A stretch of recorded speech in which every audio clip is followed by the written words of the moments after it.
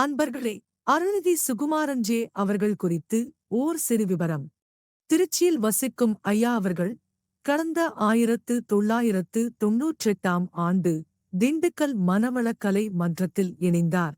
1991ஆம் ஆண்டு வேதாத்திரி மகரிஷியின் நேரடி வகுப்பில் அருள்நிதி ஆனார். 1993ஆம் ஆண்டு வரை மன்ற சேவைகளில் இருந்தார். பிறகு திருச்சியில் நிறுவனம் சாராத ஓவியராக பணியாற்றினார். 2 முறை மகரிஷியின் ஓவியத்தை வரைந்து அவரிடம் காட்டி பாராட்டும் கையெழுத்தும் பெற்றார்.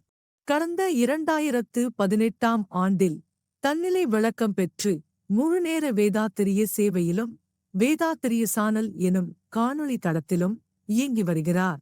கவிதைகள், கட்டுரைகள், குரல் பதிவு என்று எவ்வகையிலும் மகரிஷியின் தத்துவங்களைச் சொல்லி வருகிறார். நூல்கள் பலவும் கிண்டில் இணையம் வழியாக வெளியிட்டுள்ளார். இன்னும் நூல்கள் எழுதியும் வருகிறார். இனி உரையை கேட்கலாம். வணக்கம் அன்பர்களே. வேதாத்திரிய சேனல் வழியாக உங்களை சந்திப்பதில் பெருமகிழ்ச்சி அடைகிறேன். நீங்களும் உங்கள் அன்பு குடும்பமும் வாழ்க வளமுடன். குண்டலினி சக்தியை நமக்கு நாமே எழுப்பிக் கொள்ள முடியுமா என்று ஒரு கேள்வியை வைத்துக் கொண்டு இந்த ஆராய்ச்சியை பார்க்கலாம். சமீப காலங்களில் DIY, அதாவது டூ இட் யுவர் செல்ஃப் என்ற ஒரு வகையில் நாம் இணையதளத்தில் பலவிதமான காணொளிகளை நாம் பார்க்கிறோம். அதாவது நாமே இதை செய்து கொள்வது எப்படி என்ற ஒரு கருத்தில் இந்த காணொளிகள் இருக்கின்றன. அதுபோல இந்த DIYயில் குண்டலினியை எழுப்பிக் கொள்ள முடியுமா என்ற ஒரு கேள்வியை கேட்டால் அதற்கான காணொளிகளும் நிறைய இருக்கின்றன. ஆனால் உண்மையிலே அது சாத்தியமானதா என்று கேட்டால் மிக மிக கடினமான முறைகள் அது என்று சொல்லலாம். ஏனென்றால் அந்த காலம் முதல் இந்த காலம் வரை யோகத்தை முறையாக பயிற்றுவிக்கக்கூடிய குருமார்கள் இல்லை என்று சொல்லலாம். அதாவது மிக முக்கியமாக குருமகான் வேதாத்திரி மகர்ஷிக்கு முன்னால் என்று சொல்ல முடியும். ஏதோ ஒரு சிலர் அப்படி இருந்திருக்கலாம். ஆனால் முறையாக மிக எளிமையாக எந்த ஒரு கடினமான பயிற்சியும் இல்லாமல் எல்லோரும் கற்றுக்கொள்ளக்கூடிய அளவிற்கு எளிய வகையில் அதை மாற்றி அமைத்த பெருமை குருமகான் வேதாத்திரி மகர்ஷி அவர்களுக்குத்தான் உண்டு. இந்த குண்டலினி வீழ்த்துதல் என்று சொல்லும் பொழுது அதற்கு பல சோதனைகள் ஏற்படும் என்று சொல்லுவார்கள். அதாவது எந்த ஒரு குருமாரும் இதை உயர்த்தி தர மாட்டார் அல்லது அதற்கான வழிகளை சொல்ல மாட்டார். ஏனென்றால் ஒரு மனிதனின் பிறவி கடமை அதன் வழியாக தீர்கிறது அல்லவா? இதை பிறருக்கு உபயோகித்தால் அல்லது சொன்னால் தனக்கு ஏதேனும் ஆகிவிடுமோ என்ற ஒரு பயமும் அவரிடம் உண்டு. இன்னமும் கூட இந்த குண்டலினி தீட்சியை யாரும் தொட்டு தர மாட்டார்கள் என்பது உண்மைதான். குருமான் வேதாத்திரி மகர்ஷியின் மனவளக்கலையை தவிர வேற எந்த ஒரு அமைப்பிலும் இந்த குண்டலினியை தொட்டு எழுப்ப மாட்டார்கள் என்பது உறுதிதான். ஏனென்றால் தொட்டால் கூட பாவம் நம்மிடம் வந்துவிடும். அதாவது ஒரு தனி மனிதரை தொட்டு எழுப்பினால் அவருடைய கர்ம வினை பதிவுகள் தங்களுக்கு வந்துவிடும் என்ற ஒரு பயத்தில் தொடக்கூட மாட்டார்கள்.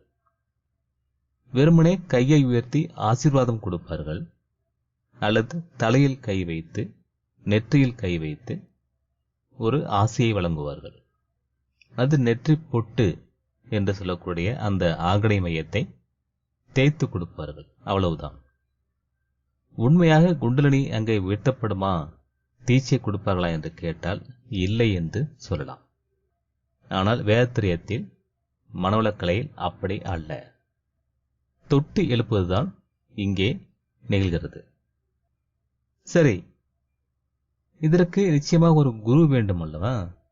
குரு இல்லாமல் நாமளாக எப்படி இதை வெற்றிக்கொள்ள முடியும் என்று கேட்டால், இதற்கு அஷ்டாங்க யோகத்தின் எல்லா நிலைகளும் உங்களுக்கு புரிந்து கொள்ள வேண்டியது வரும். ஏனென்றால் இந்த குண்டலினி என்பது உயிர் துகளின் மையம் என்று நாம் பார்த்தோம். இந்த உயிர் ஓடிக்கொண்டிருக்கிற, உடல் முழுவதும் ஓடிக்கொண்டிருக்கின்ற உயிரின் மைய புள்ளிதான் இந்த குண்டலினி சக்தி.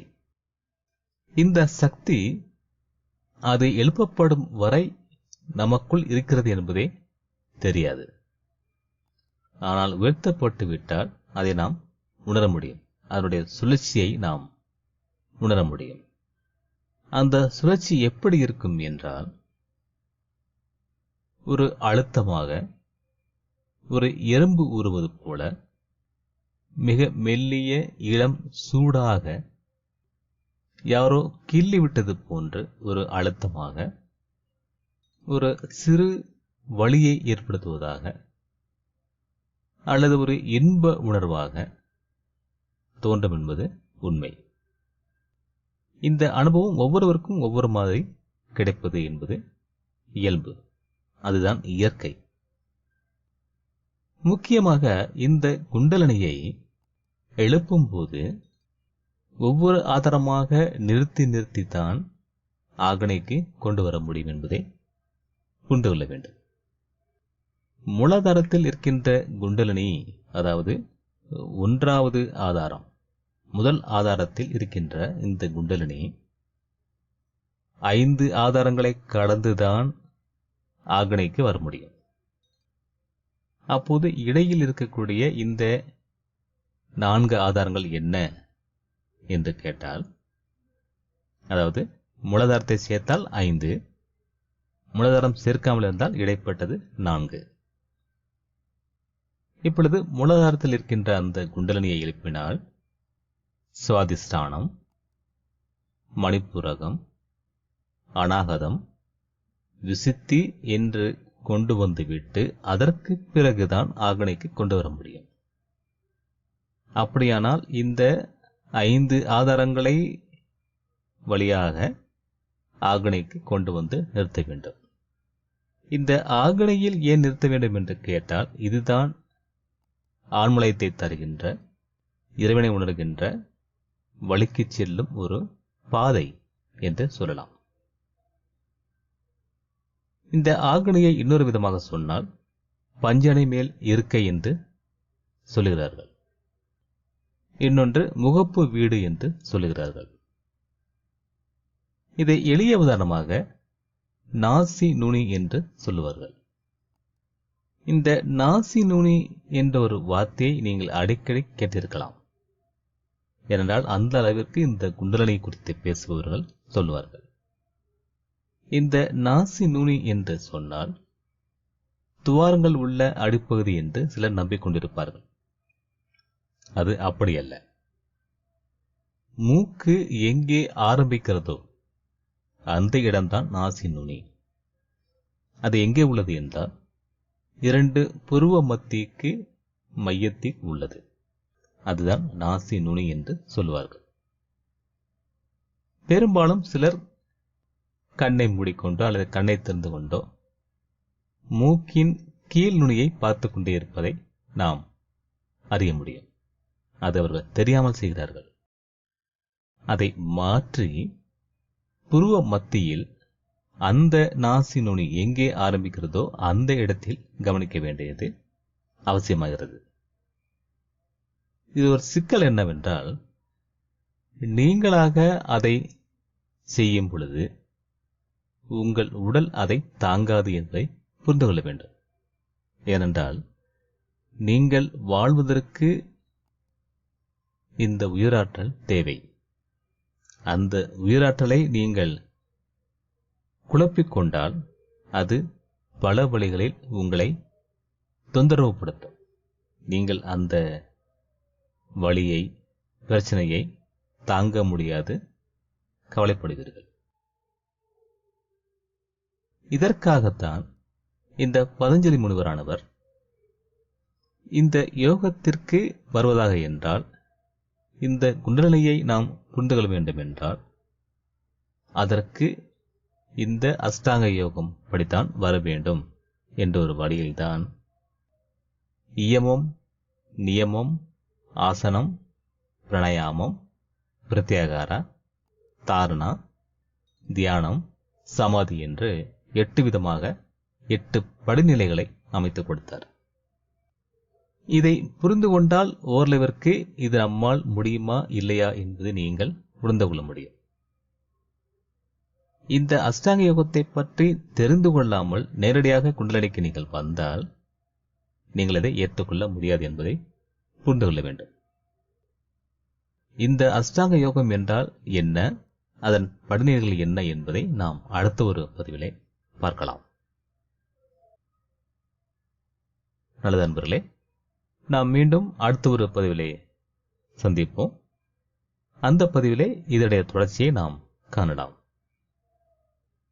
நன்றி. வாழ்க வையகம், வாழ்க வையகம், வாழ்க வளமுடன்.